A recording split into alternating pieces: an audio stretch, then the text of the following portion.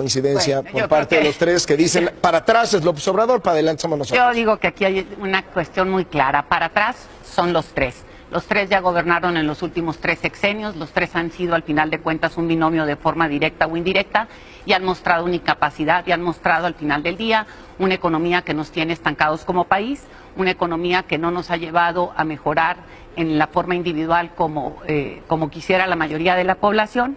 Y me llama la atención muchísimo al final del día cuando hablan unos del 80-85% anti-PRI y al final de cuentas yo llamaría anti-PRIAN. Y yo creo que es muy evidente esta parte y los tres representan, los tres ya estuvieron en gobiernos que no han dado resultados y yo creo que es muy claro que lo que están simplemente queriendo decir ahora es como dividirse los paquetes y ese 80% que dicen que está anti-PRI, anti-PRIAN, le digo yo, es al final del día lo que nosotros estaremos cosechando en términos de una propuesta que tiene una economía totalmente distinta y nada que ver con el pasado. El pasado lo representan los tres y ya lo mostraron muy claramente en los gobiernos. ¿Hay un anti-López Obrador también ahí, robusto? Evidentemente hay un anti-López Obrador, evidentemente no podemos negar, muy creado a partir de cuando Felipe gobernó, y que se creó toda una estrategia que al final del día han salido los propios publicistas a decir que es una estrategia pagada, que es mentira. El propio Germán Martínez ha salido a la televisión a decir que estos salieron de oficinas, el propio publicista salió a decir lo mismo y creo que es evidente que estos tres señores ya gobernaron, ya mostraron la incapacidad que tuvieron para hacerlo y bueno, yo creo que lo que nosotros estamos proponiendo es totalmente distinto. El pasado son los tres. Decía Jorge Castañeda, es una gota, son 2 gotas de agua, López Obrador y Echeverría. Me parece lo más ridículo que he oído en mi vida, creo que es absurdo el planteamiento y parte de lo que tendríamos que estarnos cuestionando aquí, otra vez repito yo, ¿quién es el pasado? Jorge estuvo con el propio Vicente Fox, en donde hubo muchos desaciertos, jamás lo oí quejarse al respecto, ya no digamos aquí el propio PRI, y bueno, pues... ¿Qué le di? No, tú, claro que trabajaste en el gobierno de Fox, trabajaste en algunos otros gobiernos, pero al final del día los tres representan los 3 sexenios que no le han dado a la sociedad los resultados que hemos estado esperando. Y primero que nada, coincido mucho en esta parte en donde dicen que al final del día no hay ideas propuestas o no hay nada que proponer por parte de Anaya y que es el monigote. Tan es así que el propio... Ayer salió un artículo que a lo mejor no lo has leído, Jorge, y te lo traje en largo para poder que lo leas. Lo leí largo. Y que tiene mucho que ver con las ideas propias que Jorge planteó, que tanto Margarita como el propio Anaya no tenían nada como que proponer y expresiones muy hasta penosas que diste, Jorge, con respecto al propio Anaya y a la propia Margarita. Y ahora resulta que de un día para otro se convierte en el Macron mexicano. Ah, caray. Me pregunto qué hay detrás de todo esto para poder estar visualizando que ahora veas algo distinto. Esta sería como una de las grandes preguntas que yo dejaría en la mesa. Me regreso a la parte aquí con José Antonio. Cuando hablas de que impunidad, yo pregunto, ¿qué vio José Antonio? ¿Dónde pasó estos 900 millones que nunca vio? Que el propio Castañeda dijo que era casi imposible que pasaran frente a ti 900 millones y no los vieras. La estafa maestra, esta parte y esta obsesión tuya, Aurelio, al final del día con el tema de la educación. Parece que todavía no superas el tema de que no haya sido el candidato. Tú mero deberías de haber sido el candidato y no el yo mero que no ha llegado ni siquiera a poder avanzar. Y creo que parte de este punto otra vez de que vuelven a sacar el Bester está en la cárcel, está en su casa, déjenla en paz. Yo creo que ya es momento. Quienes llegaron al poder al final del día con el Bester es Felipe Calderón.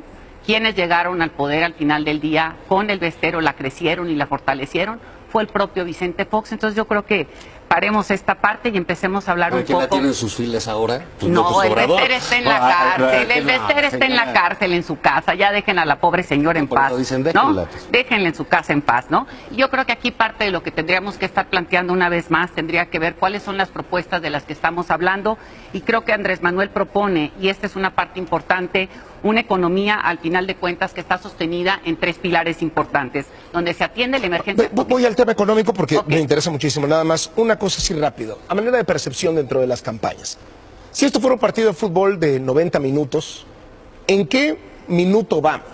¿No?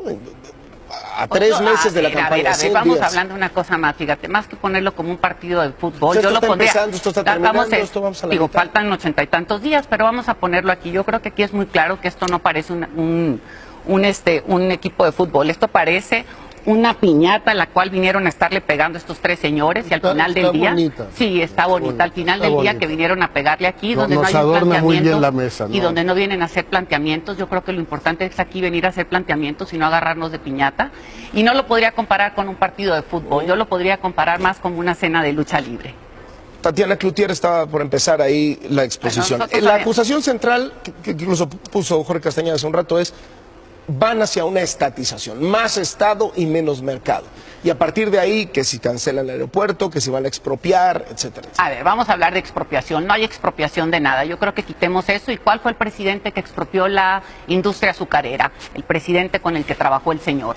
El presidente Vicente Fox expropió la industria azucarera en este país y aquí seguimos. Más gorditos les digo yo, pero aquí seguimos, ¿no? Y vamos a ver qué es lo que nos propone Andrés Manuel. Andrés Manuel trae una propuesta económica en la cual se busca ahorita atender la emergencia económica. Se proponen soluciones y ponemos a la gente en el centro. Aquí estamos hablando de un crecimiento incluyente en donde se eleva al final del día la productividad y donde se busca que los salarios aumenten para que la gente tenga más poder adquisitivo.